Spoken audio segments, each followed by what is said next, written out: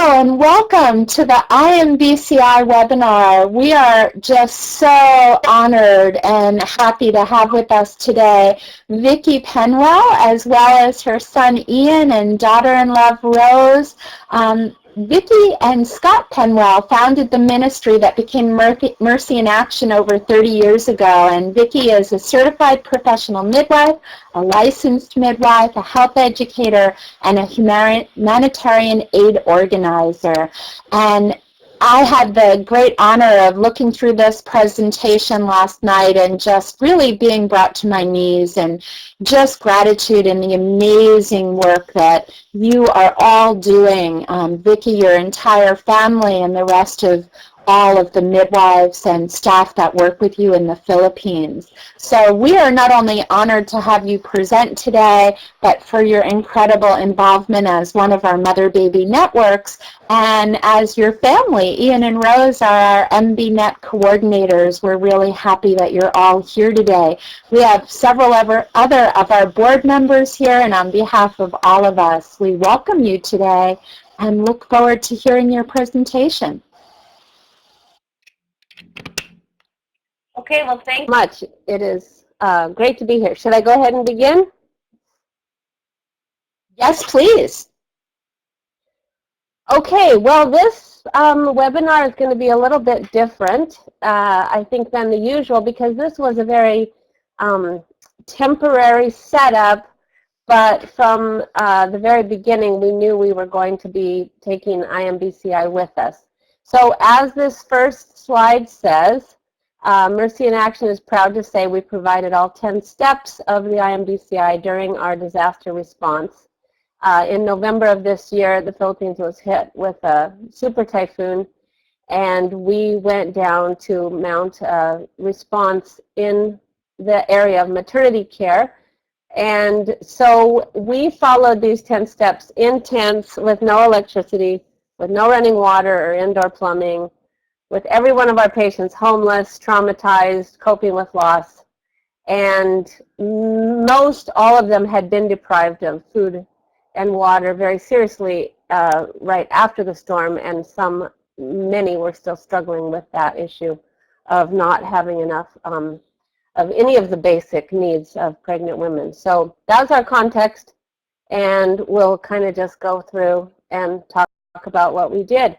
So how we brought IMBCI with us to the disaster zone, and this picture shows that we literally brought it with us. When we were packing, we didn't have very long to get ready to go. It was a quick decision to decide to go when the storm hit. I'll talk more about that, but we packed up our ambulance and we threw in the IMBCI book that we keep in our clinic with all the 10 steps in it, as well as the other brochures and things we had, and literally took it with us. Okay, so a little bit of background. And this is all still so fresh in my memory that even looking at these slides, I still dream about this. I still see these scenes in my mind. But November 8th, the Philippines was hit by a super typhoon, and it was the largest storm to make landfall so far on planet Earth. That's what the experts are saying. So it was pretty major. This is a picture of a ship that was pushed all the way inland. People riding on the sidewalk, help us. It was a desperate, desperate situation for people down there. And these first couple slides I didn't take myself. These were in the news. These were what we were seeing. This storm did not hit the island that I live on, but an island 2 or 3 islands to the south of us. But we were getting the news right away that this was a terrible thing that had happened, and was bigger than anybody had any clue about. So all the way from big signs to little signs, people were saying we need help. The next thing that happened was that the news started reporting about all the babies being born in the immediate aftermath of this typhoon.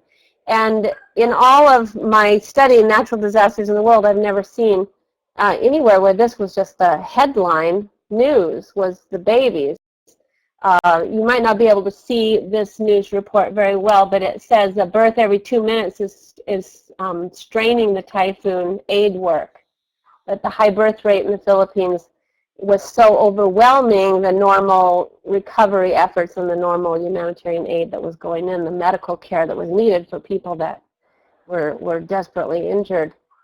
So these were all our images that we were getting where we were, and it wasn't very long till the paper in the first few days published this picture, which is, if you're a midwife and if you are a member of IMBCI, you can just realize immediately how horrible this picture was that came over the wires of a woman giving birth in the rubble.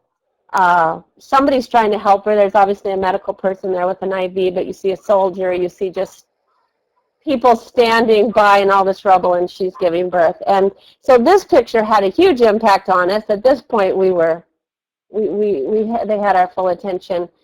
And then these stories started coming out. Now this is all, we're talking about the hours after what we were seeing and hearing in the news. This picture particularly broke my heart, and these stories about all the babies being born premature. They were being wrapped in plastic bags or in whatever cloth anyone could find and set, in these makeshift evacuation centers. And we all know that kangaroo care could have saved a lot of those babies if they'd had access to it, but no one knew. And that was the thing that was sad, was that the mothers were alive and they were laying just a few feet away. So it was at this point, when we were seeing all these news and all these reports were coming, we were realizing how devastating this was, that Rose said to me, "Vic, we have to go down there." And that was really, she was the first prophetic voice saying, this is ours, this is our thing. We know how to deal with what they're facing, and we have to bring it to this disaster. It also was our country. It's our adopted homeland now. So it was really two things, because it hit in our country and because it was so, all of the early reports were focused around the need for maternity care and the crisis of all the deaths of the babies because for lack of something like kangaroo care, or women were dying for lack of, clean sanitary conditions. So when we decided to go, we were not alone. There was a global response. This picture came from World Health Organization. This humanitarian situation after Typhoon Haiyan, they called it Yolanda here in the Philippines, was catastrophic. Over 14 million people were affected. All of the aid organizations in the world ended up in the disaster zone. UNICEF was there, WHO was there, Doctors Without Borders, World Vision, World Relief. I can't even name them all. Everyone was there, Samaritan's Purse.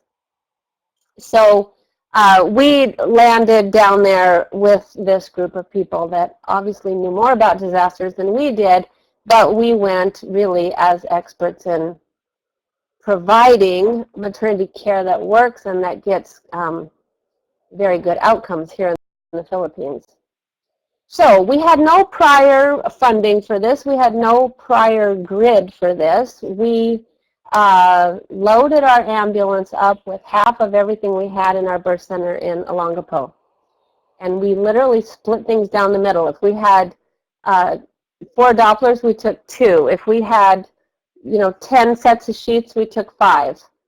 We split our midwives down the middle, and we left half here, and we took half.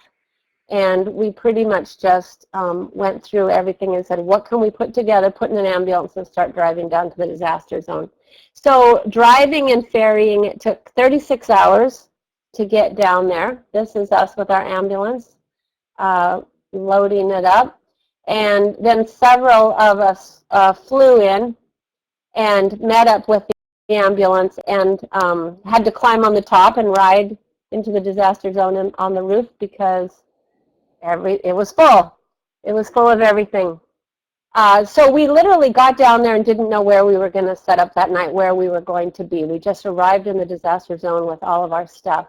Now, our disaster response was informed by our own trainings. We have done a disaster preparedness class for years, and I have taken many other organizations' disaster courses, and we have dealt with our own several typhoons, floods.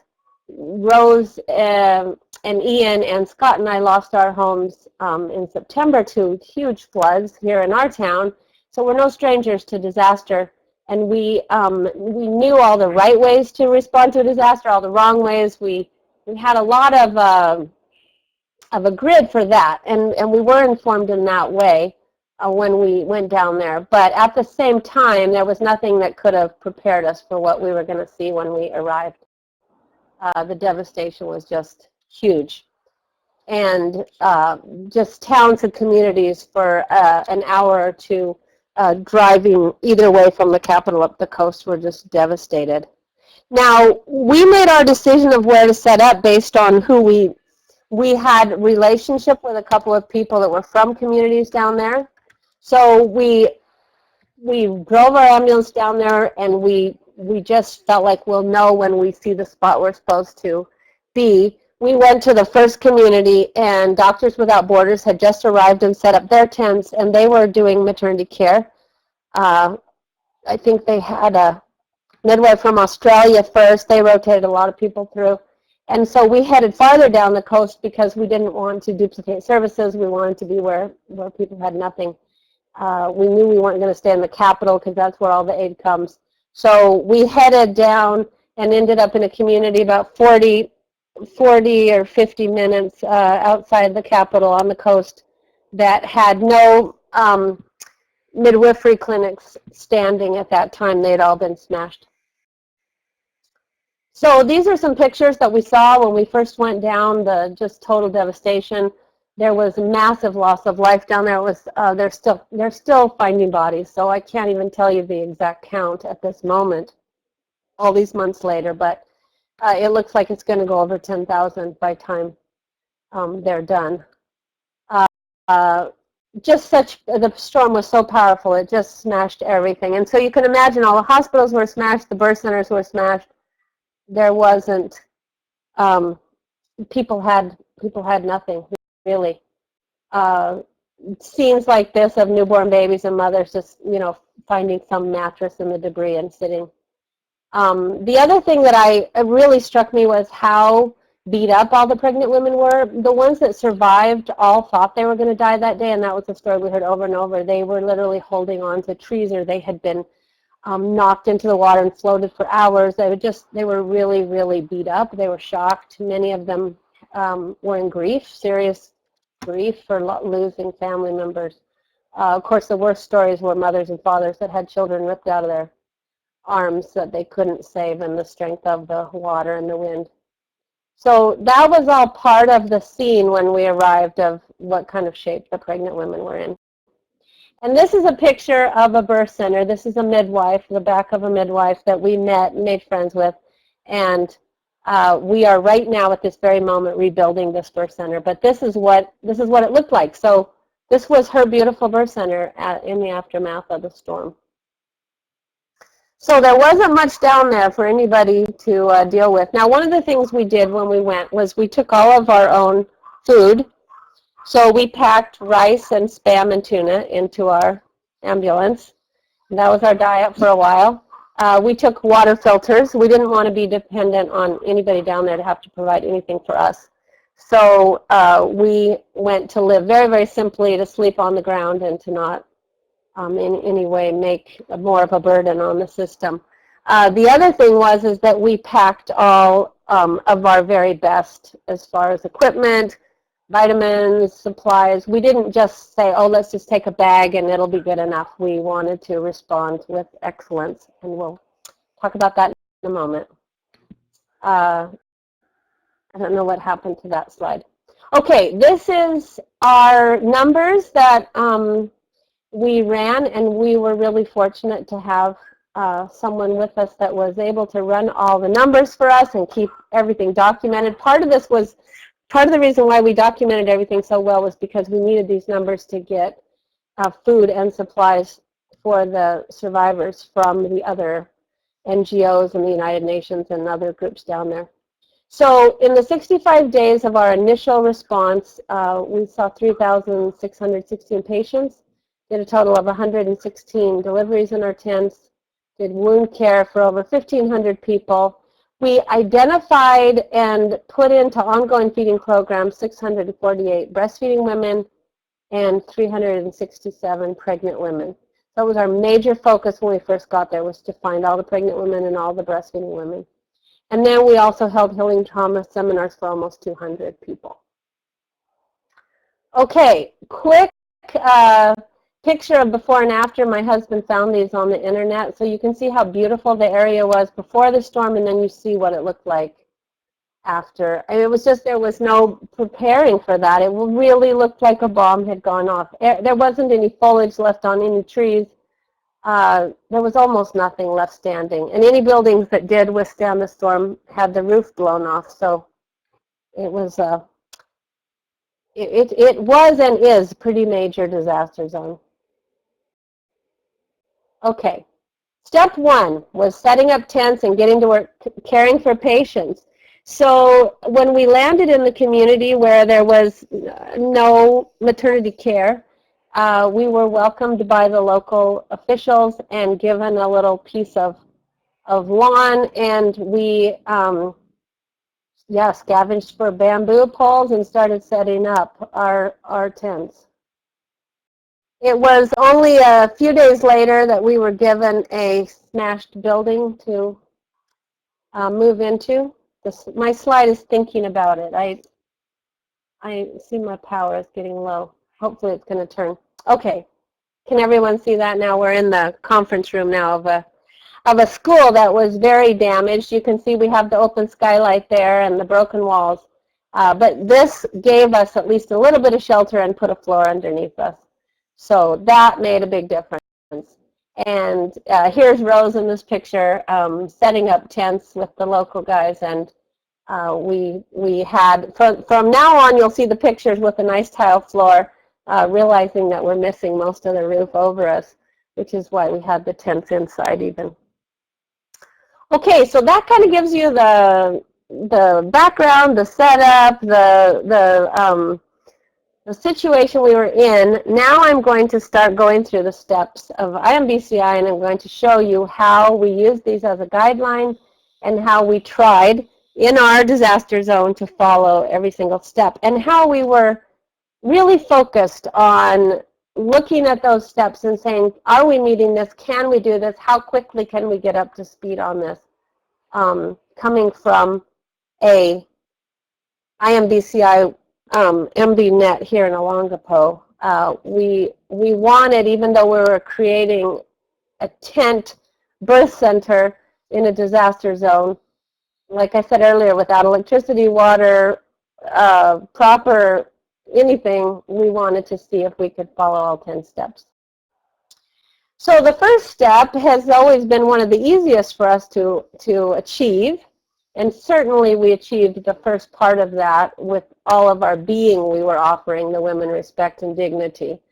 The second part of this was a challenge immediately to provide care in her own language, because the island where the typhoon hit had a different language than the languages spoken up here in Olongapo. So the Philippines has hundreds of different languages, not just dialects, but languages that don't understand each other. And the language down there was Waray-Waray. So our Tagalog-speaking midwives quickly were shocked to find out that they couldn't talk to the women in their heart language.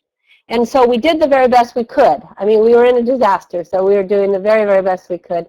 In many cases, they found that English was the common language because people, we have two national languages in the Philippines. It's English and Tagalog, but they spoke another language. So we would use one of the two of those languages as best we could, and then very quickly we tried to get up to speed with getting everything translated into their language. This is our translator, Rena. Rena is actually our friend in Olongapo who was having her own baby in January, and she went to all the time and trouble, because she's from that island, to translate all of our teaching, the whole entire IMBCI teaching that we have on video that we run in our clinic. I did a webinar on it a year or two ago, how we use that in our patient care every day, and she translated all that into Waray-Waray. And so this is what it looked like. There's now a video in the people's language that goes through all the 10 steps, explains gentle birth to them, explains everything that we would be doing at the birth for them. And we put it on an iPad, and we had it in the disaster tents with us. So that was a big win. The second thing was we started identifying midwives that were from the local area that spoke the heart language of the women. And these are some of our Warai midwives, with actually a Phil-Am midwife from the States that came over. And the ones that had their clinic smashed or that were out of work because the health center they worked in was smashed, we identified them, hired them, and then this is the other way we used IMBCI, is that we had them read it, we had them understand it and assimilate it and watch us.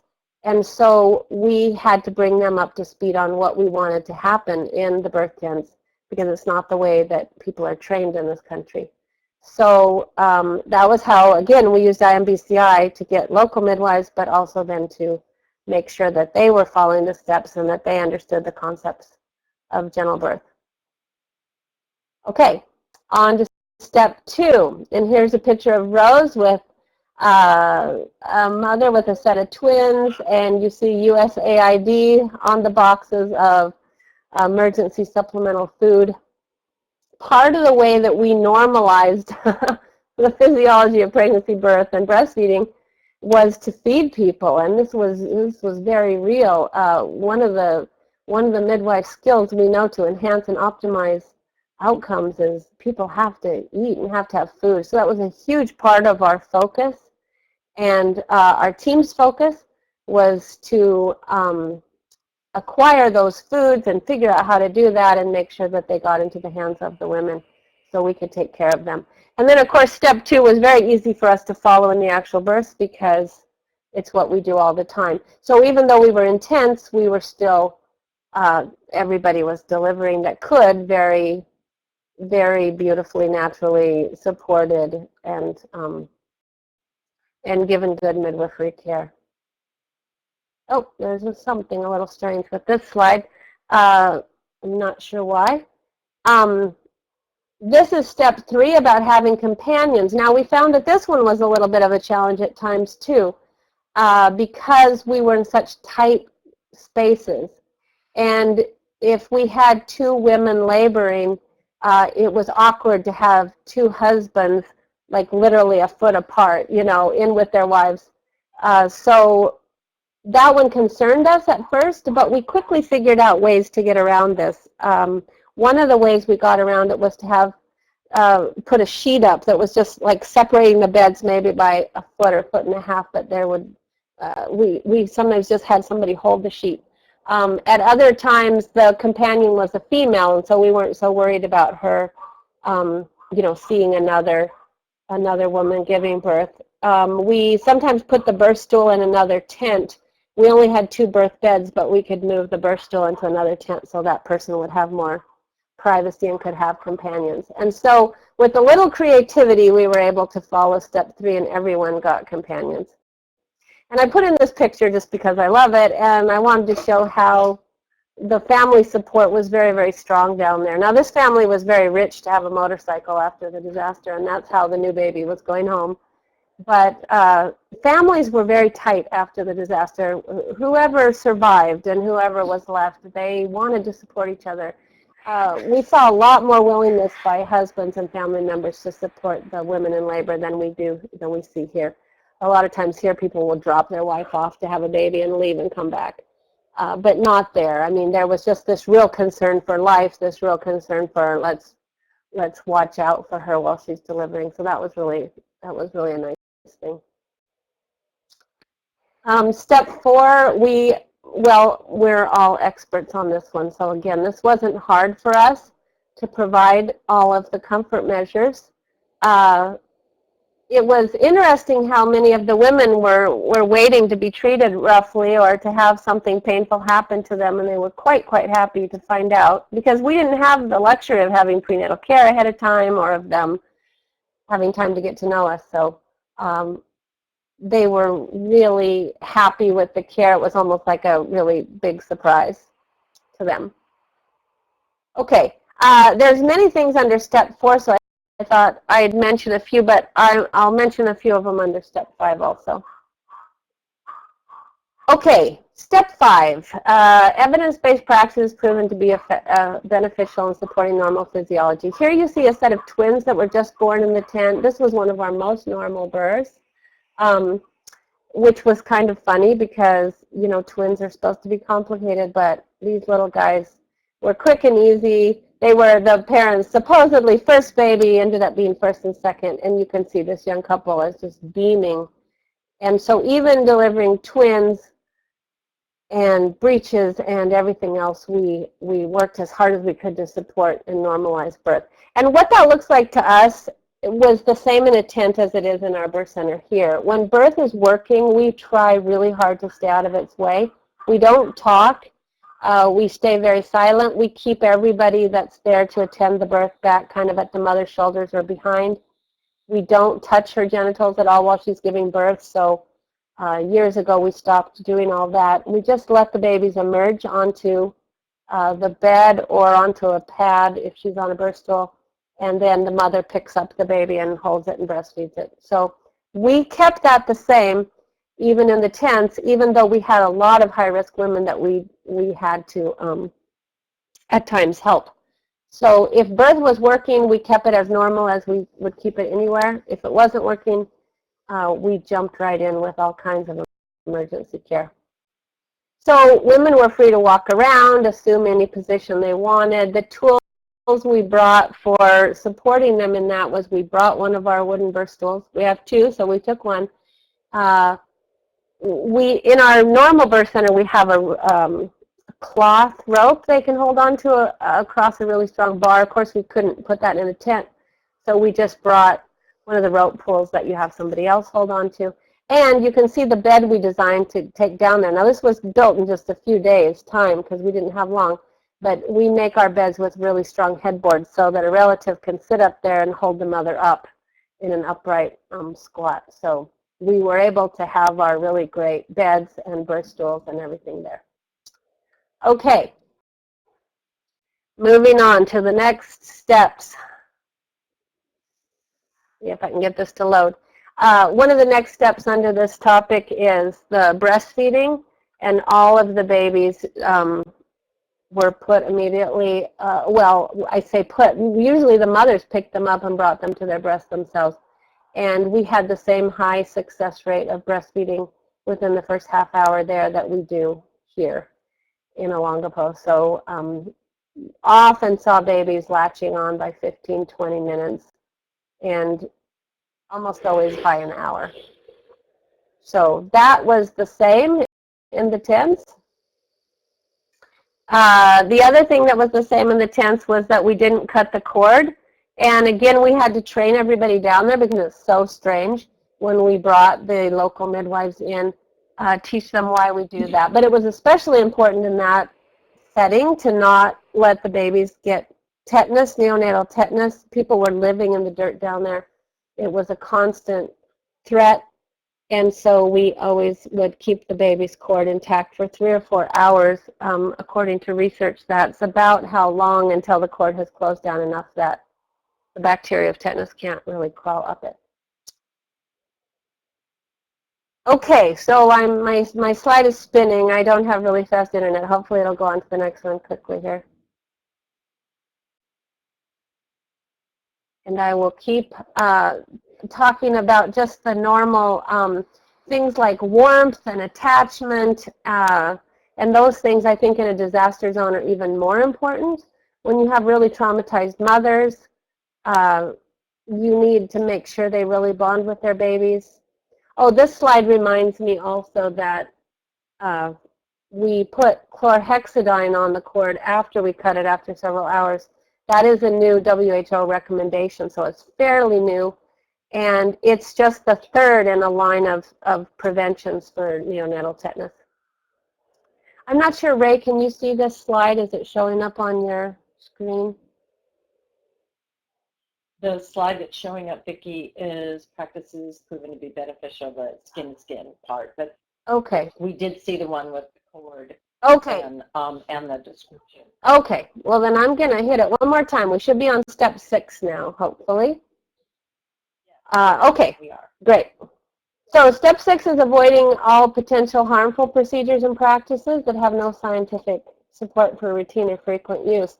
Again, one of the brokennesses of our culture and our midwife training is the midwives are trained in hospitals here, and they do learn to do a lot of harmful things at routine births, like fundal pressure, for instance, episiotomies, or really, really rough stretching of the vagina. A lot of the midwives have started shooting Pitocin into IVs for women that have no reason to need it. Separating mother and baby for 12, 24 hours. All these things are pretty normal. So when we literally took the IMBCI book and threw it into the supplies we were taking, we knew we would be working with local people down there. We knew we'd be working with volunteers that we didn't always have control over. And we saw IMBCI as a way that we could hold the standards, that without having to argue culture or I do it this way, but you do it this way, we would be able to say, this is the standard, this is what we all have to practice up to the standard. And so it wasn't really hard at all to retrain people because we had something in writing, we had something that's so well mapped out that it never became, well, that's just the way you do it. And that helped us.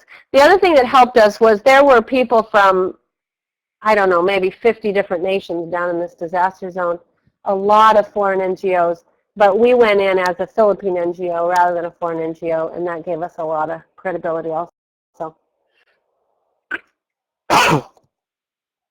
Okay, so no matter what the conditions were, and we did have to start a lot of IVs, and we did have to rescue some babies and do some different things, but there was never anything routine.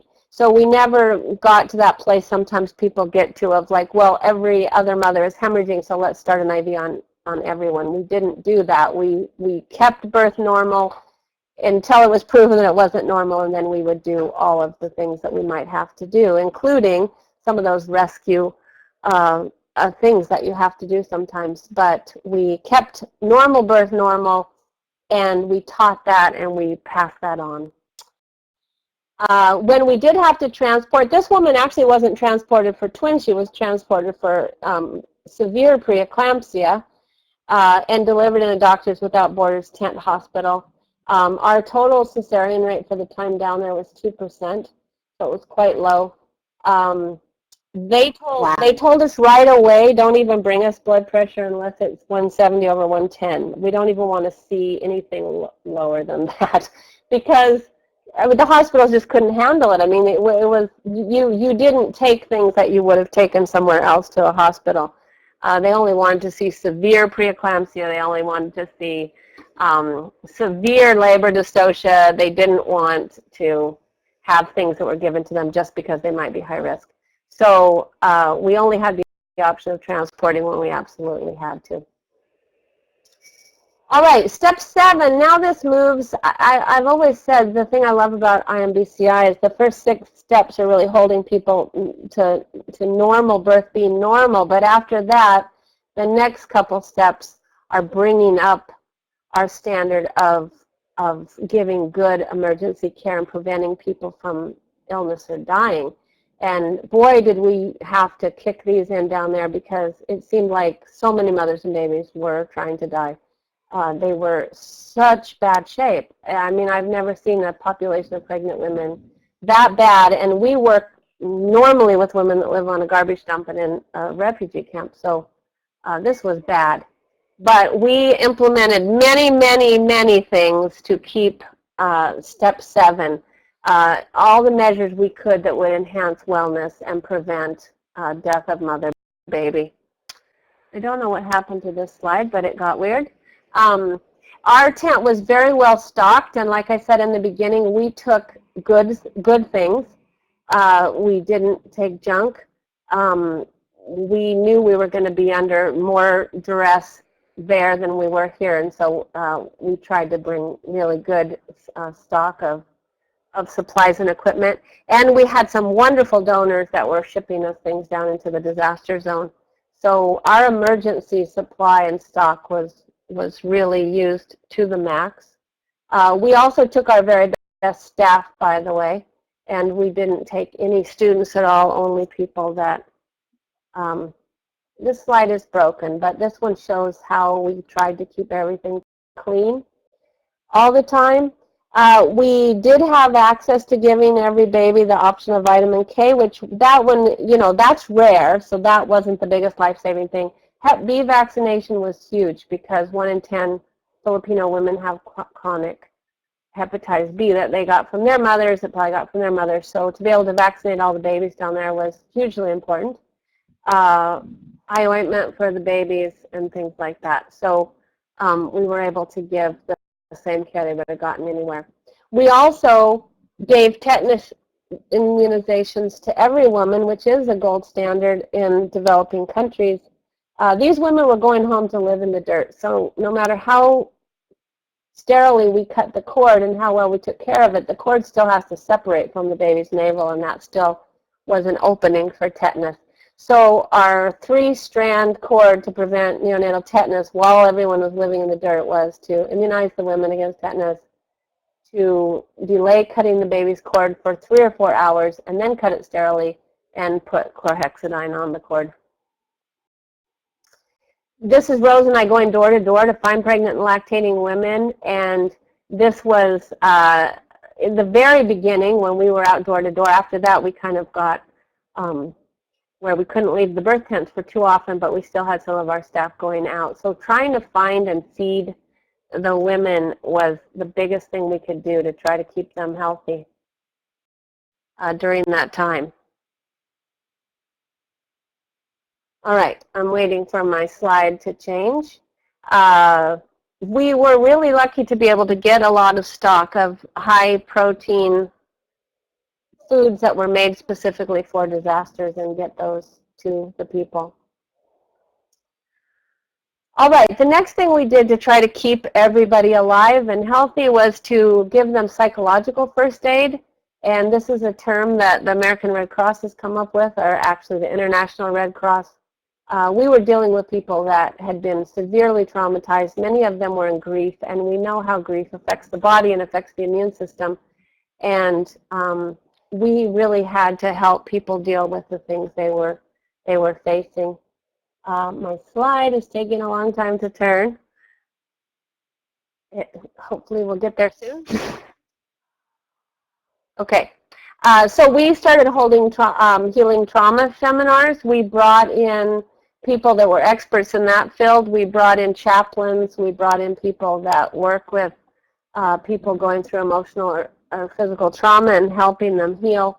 And we actually called them and said, come into the disaster zone with us and help us do this. So we brought professional chaplains and healers in that was their thing. That was their specialty. Okay. The other thing we did was when we had to deal with emergencies, we had an ambulance. You saw in the beginning the picture of our ambulance that we had packed and taken down there. And we did have to make runs up and down the highway to the 1 or 2 hospitals left open. Okay, there's my psychological first aid picture that came from World Health Organization. All the things to say and do and all the things not to say and do. Very important to know in a disaster. And like I said earlier, we did have a pretty strong foundation of knowing what kind of things were needed in disasters and what kind of things are not helpful before we went. So we took a hand-picked staff that we knew would be good at doing that. Okay, so getting back to our ambulance, I don't know if everyone was in on the first few slides, but we also had a lot of wound care that had nothing to do with pregnancy. So we were suturing constantly people's feet, people's arms, as the men were digging through the rubble to try to find the bodies of their loved ones, or as they were trying to rebuild or scavenge to put a roof over their heads. They were getting wounded, so we were giving tetanus shots and suturing all parts of the body all the time. Sometimes we would use our ambulance to make runs to the hospital. All right, and this is how I'm figuring out how to hook an IV up in a tent. And That was our great birth tent. That actually came from Idaho. That's a sheep herder tent. Okay, so now we're on step 8, which is about dealing with emergencies, specifically providing access to evidence-based emergency treatment. They told us right away that having an ambulance in a disaster zone was one of the most important things. So we did use that for runs every now and then to one of the hospitals that was open. And we also, we would make 2 or 3 times a day trips to give antibiotic injections to babies with sepsis. So a lot of it we were treating ourselves, but we were using our ambulance to get to places. One of the most important low-tech tools we brought to the disaster zone was the non-inflatable anti-shock garment. And here's a picture of a woman that's hemorrhaged. This showed up on the WHO recommended list for hemorrhage treatment in 2012. And we've had them for years at our birth center, Mercy in Action, but we were surprised to find out we were the only ones in the disaster zone that had the non-inflatable anti-shock garment. So that was a disappointment because we realized that all these people had come down to deliver babies and did not have the tool that we thought was one of the most effective and most important tools to have. So what we did was we ordered a whole shipment of them from China and used some of the money that we had raised for donations, and we went around and started passing them out to everybody delivering babies and training them in them. So we gave away many, many pairs. And I have a picture in a minute of us training the Doctors Without Borders obstetrical staff. There we are with some of the local midwives that had birth centers that were damaged but were still standing, so they were still delivering babies. And then here's Ian training these are all doctors and midwives with Doctors Without Borders. So hopefully this is going to catch on and people aren't going to show up in the next disaster without these, because if you ask me one thing I would not want to be out without in a disaster, it would have to be the non-inflatable anti-shock garment. These work miraculously when you have a hemorrhage and shock. If the woman is passing out and you put them on, she'll come back to consciousness. If you can't get an IV line in because her veins have collapsed, her veins will pop back up and you can get an IV in. They'll bring the pulse down and the blood pressure up, and the woman can stay in them until she gets a blood transfusion.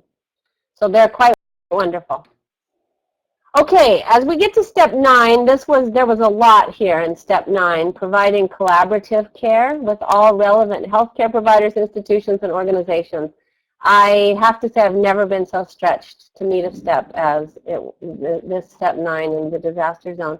This picture shows us at a meeting of the Midwives Association of Leyte. You notice in the front row there, Robin Lim is there. She had come over from Bali to go to this meeting, and Rose and I are in the back, and a lot of the midwives, the survivors on that island, met together, and it was a really special time, really, to just encourage them. So many of them had lost so much and were so traumatized. So that was our connection with them. Our biggest collaboration ended up being with government organizations and NGOs that could support the work we were doing. So the UN set up a site to coordinate the disaster, and we ended up going on the radio and telling people about the free births that we were doing, and telling them what we had to offer as far as food and vitamins for pregnant women. This is Laura Satchel, who came to visit at one point, the woman that designed the solar suitcases to be used for maternity care in places without electricity. And she was in the top 10 CNN heroes for this last year. And she had worked mostly in Africa up to that point, getting light into birth rooms. And that solar suitcase was amazing. Like I said earlier, we partnered with the school we were in. At one point, we made a big sign to put up and thank them. We partnered with local NGOs, schools, churches, all of the big organizations that we had just used their teaching material. We ended up getting to know them by name.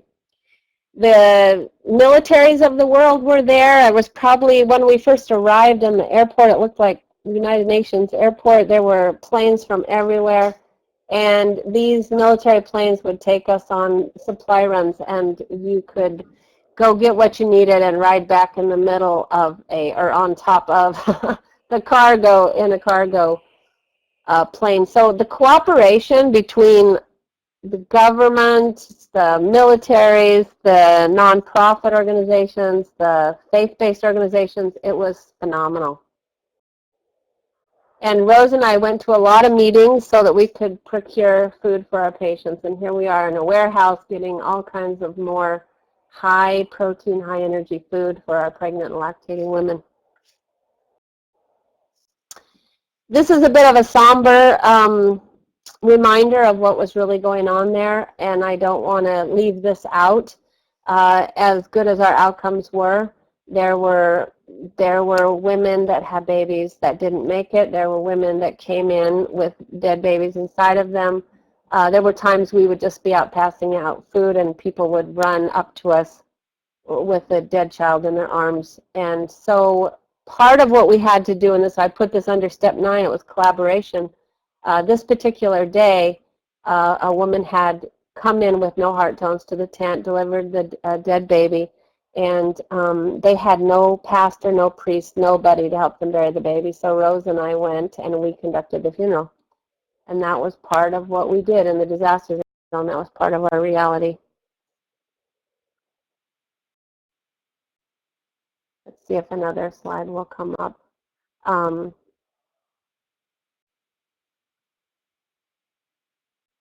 Okay, it's spinning.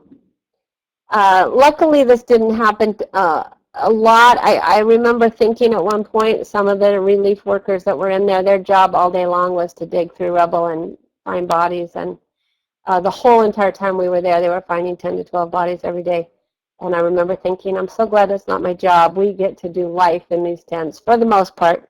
But I don't want to leave anybody with the impression that it was all life. And this was a terrible disaster zone, and there was a lot of death to cope with also. All right, we'll see if the rest of my slides will pop up. Something is happening that is not looking good. Okay, well, we're almost at step 10, and that, of course, is the breastfeeding step. And that was one of the things that we really shined. Of all the ways that we felt we could keep the babies alive in that disaster zone and alive, I mean, you know, long term, like to grow up, was the immediate colostrum. Getting the colostrum into them by 1 hour has been proven that we could save 23% of all babies that are now dying, and that was huge in that place. Getting them started to good breastfeeding so that they could survive when their mothers didn't even have food and there was no formula to buy was hugely important. So we are proud to say we had 100% breastfeeding rate in the tents and when people left the tents. And we even had a baby born with cleft palate that successfully breastfed. Okay, I don't know what happened here, but my slides are not moving anymore. So I'll just keep talking. Okay, one of the organizations we partnered with was UNICEF. Okay, I'll let you play with it for a minute because I'm stuck on slide 60. I'll just keep talking. One of the organizations that we partnered with was UNICEF. We were at a meeting one day and, oh, they're coming? Okay. They said, we have this tent for people that are doing, what did they call it? They said for mother and child-friendly space. And I said, what is that? And they said, well, that's where you support women to breastfeed. And I just about jumped out of the chair and said, we do that all the time. We want one of those tents. There we go. There's 3 of our babies going home one morning. It was normal to have 3 or 6 every night. Okay, I'll switch to the next slide. Hopefully, if it doesn't go, Ray or Deborah, you can help me. Get to the next one. Yes. So we got this huge tent from UNICEF, and ended up putting a sign on it that said, Mercy in Action partnered with UNICEF to bring you this mother and child friendly space. So UNICEF was wonderful down there. Oh, there's our little cleft palate baby, and there's our UNICEF tent. All right. We'll go ahead and go to the next slide. I'll just let you move it. Something's going wrong on my end. So UNICEF was wonderful down there. They were really, really watching that nobody was breaking the international milk code down there, that nobody was dumping formula or trying to get women to bottle feed in the disaster. And so they were really, really supporting breastfeeding. They were exciting to partner with. Okay, coming to the very last slides. Because we had no plan to be there and this all happened so suddenly, we knew that our disaster response would be short-lived, and we wanted it to have huge impact, but we knew we couldn't carry it forever. Most of the disaster response that came in medical, by the middle to the end of January, they were leaving, they were pulling out altogether. And rather than pull out altogether, Robin Lim from Bali, from Bumi Sahat, said that she wanted to take over the tent rather than have us just leave the disaster zone at that point. So that's what happened, and this is one of the last pictures we took there before the Mercy in Action team turned it over, and another NGO now is running it. What are we doing currently? This is our project. This is a local midwife named Narissa that had a beautiful birth center before the storm, was providing good care and care at no cost for women that couldn't afford it. And so our project currently is to rebuild this birth center for her. And we are very, very excited about doing that. Okay, finally, before I quit talking here and take some questions, I want to share this sign. Around Christmas time, people started putting up a different kind of sign. Rather than saying, help me, they were saying thank you to all the people who helped. This sign says, Maraming Salamat Po. That means thank you very much. And then the rest of these words on the sign say, please don't grow sick and tired of us. Please don't grow sick of us until we're fully recovered. We will rise again. So that was a very touching sign to me, that people were taking the time, and there were many signs like this. People were taking the time to say thank you. But this one in particular really touched me because it said, please don't forget us until we've made it to some semblance of recovery.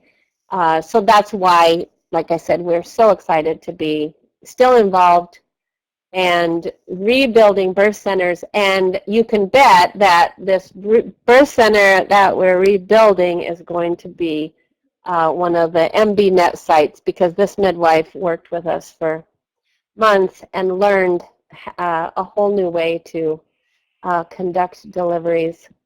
And we're really, really excited to support her. So in conclusion, I think the biggest thing we learned in the disaster was that if you're committed to the 10 steps and you are paying attention to what they say and adjusting as you see something that you're having trouble meeting, that it's absolutely possible to do it under any conditions. And the other thing we found was that by keeping birth as normal and by really bringing high quality emergency equipment and emergency medicines and emergency personnel in, that's how we were able to save so many lives, because you couldn't depend on being a center that just did low risk and then transferring everyone else to the hospital there. That wasn't the situation. So we had to really have great emergency skills. We had to have top-notch people. And like I said, we didn't bring in people that weren't already had excellent background and were able to really give good care. We also we did everything we could when we had to get someone to a hospital to get them in, but there was so much that we just had to handle that we really felt like midwives have to do both. They have to do steps 1 through 6 to keep it normal, but 7 through 9 has to be there with those really top-notch emergency skills, but also understanding issues like in your context, like hepatitis B. If we hadn't have gotten that vaccine and been able to give that, 1 out of every 10 baby would have been infected. And then this last step, step 10, of course, is what saves so many babies' lives, is the breastfeeding. So I can't say enough about how much IMBCI helped us do what we did and helped us pass it on to others. And I think it's a model that could be used in disasters anywhere. Okay, that's all I have. Well, thank you so much, Vicki, and I know Scott and Ian and Rose are on as well. Just a big, heartfelt thank you. And what I'd love to do is to open up the mic to a few people. We are a small group. I'm hoping that many, many people will watch this in the recording later. But if there's anyone that would like to actually speak and ask a question, Helen, how about if I open you up? And anyone else, please type in the box, but I can give some mic time, and this way we can actually hear your voices and your questions.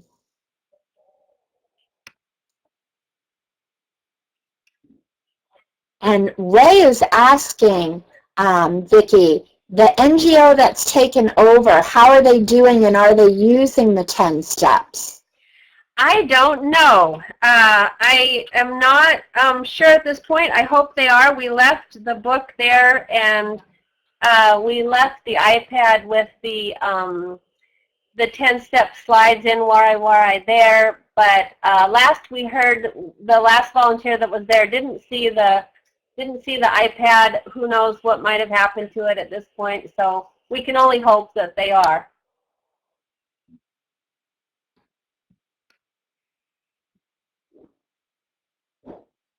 Okay, and Kathy's writing too, and let me see, Kathy, if I can open your mic up as well. The mic seems to be opening slowly, so I'm not sure why. And Helen, writing. Yes, Kathy, we are aware of those guidelines, and those are excellent. And I also saw your comment earlier about your experience with the anti-shock garment. That's so great to meet someone else that knows about it. We have been giving them away and donating training all over the world. We're so impressed with them.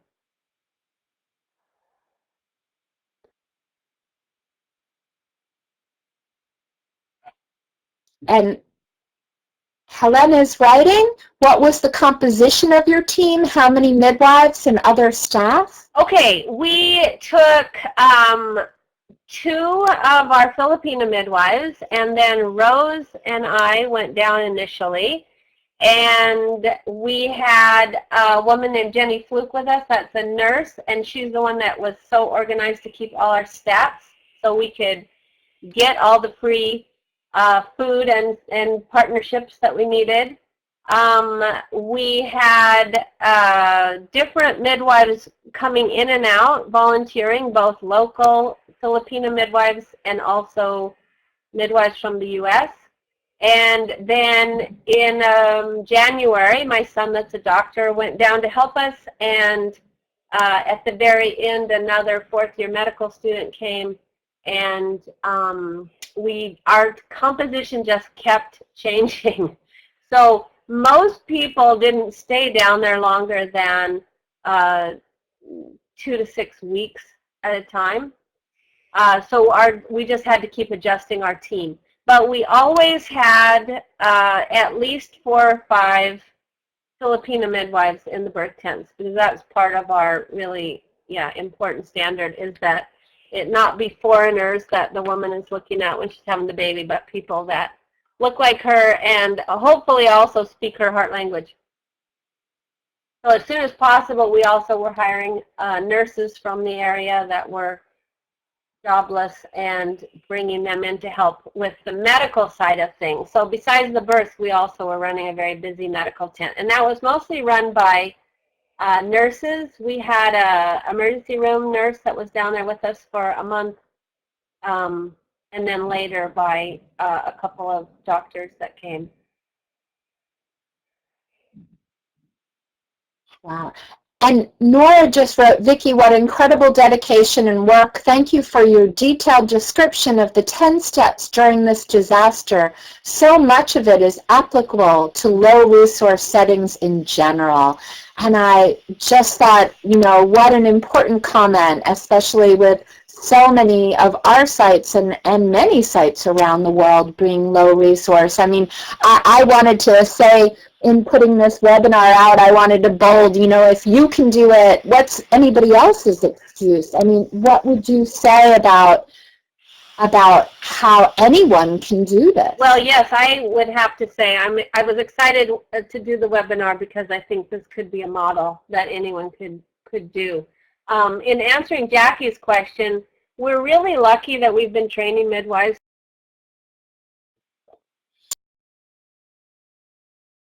among the best of the ones that we had trained and that were already familiar with both the Philippines, with IMBCI, they had advanced emergency skills. We were very, very particular with things like that. We didn't bring anybody in that was in training at any point. We didn't bring anyone in that had never been to the Philippines or that had no clue about IMBCI. That just wouldn't have worked very well. But as far as the low resource setting issue, that is absolutely true. There's a lot of places that don't have electricity and that have people living in very substandard housing and substandard food. The thing that really hit me about the disaster was we deal with that kind of environment all the time, and this was so different because of, I think, the insane trauma of what the people had been through and how comfort was just so key to them. I mean, they were literally shell-shocked, which made their condition so much worse than just kind of chronic poverty, no matter how bad that poverty is.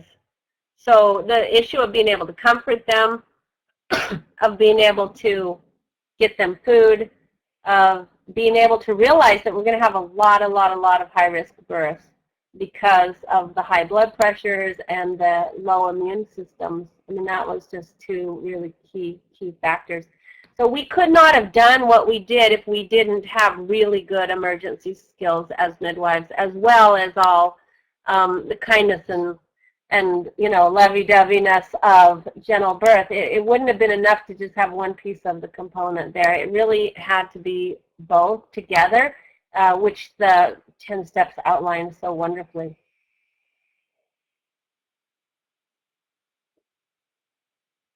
And I'm seeing Nora saying she's lost audio, but I'm hoping she can listen to the rest after, as this is all being recorded.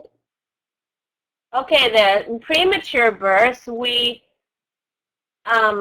went into the disaster zone prepared to teach kangaroo care, but also we had the antenatal corticosteroid treatments.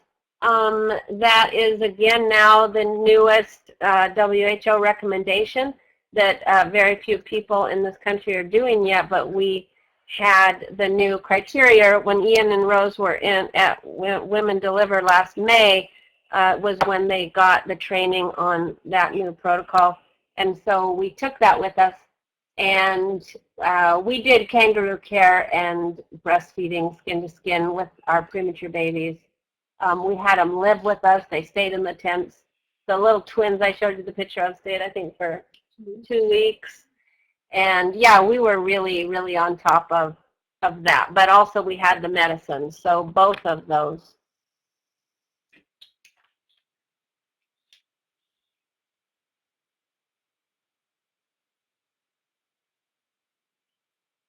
All right, anything else? How many sets of twins? Yeah, how many sets of twins did you have? So many. We found a set of twins that had survived the storm when we first got there, when we were just trying to identify pregnant and breastfeeding women.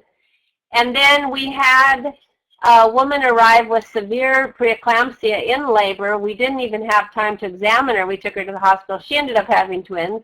And then we had the set of twins in our tent that were like one of the easiest births we had as far as straightforward. And then I heard after the point we left that they had another set of twins down there. So I don't know what's in the water down there on Leyte Island, but It's unusual. it's in Asian populations, twins are the least common of all the populations, so I don't know. Okay, reducing premature births, stress factors. Oh, well, yeah, the stress factors were out the roof in this disaster. And one of the ways we were addressing that was with the healing trauma seminars, which gave people an outlet for the stress and I think was very healing. Just being able to give prenatal care and vitamins and food to everyone. Clean water, we were giving out water filters, or we actually had a site. German doctors came and set up a clean water pump right at the school where we were, so all of our patients could get clean water. Yeah, I mean, stress was through the roof, so I don't know what else to say about that. I've never seen people so stressed, an entire population of them, and it was hard to even describe what they went through. When you think of normal stress a pregnant woman goes through, and then to have been through a storm so horrible that the ones that survived thought they were going to die, and everybody knew someone that died, and many of them someone very, very close to them, and then to be left without water and food for days before any relief got down there at all, and then to be living, you know, in some makeshift dwelling that couldn't even be called a home, and a terrible shortage of food and clean water. Yeah, the stress was just insane. Yeah, it's hard to even imagine. I mean, hearing you talk about it is just incredible. And I wonder, Vicki, if you can talk about, I mean, obviously the incredible stress that everyone went through, but how did you and your staff manage? How were you able to care for yourselves within that? Oh, that's a loaded question. We're still getting over it, so I feel altered. I definitely do. I feel like of all the things I've ever done in my life, I probably feel like that's one of the things I'm most proud of having done, but I also feel like I never, ever want to go through that again. It had a pretty deep impact on all of us. We're still, I think, fighting with immune system issues even right now. But day to day, how we got through it was because you just, before we went, when we decided to go, but before we got there, I think all of us went through a lot of fear, and we just decided we had to push through the fear of the unknown and the fear of everything and just do it. But once we got there, the compassion took over, and I didn't feel fear anymore. I just felt so much compassion, and we were able to push ourselves, I think, to beyond human strength to deal with people. No matter what we felt, how tired we felt, how hungry we felt, how stressed we felt, we knew it was so minor compared to what they had gone through. And so we couldn't have kept that up long term. I mean, it was something you could do for a short, intense burst of your life.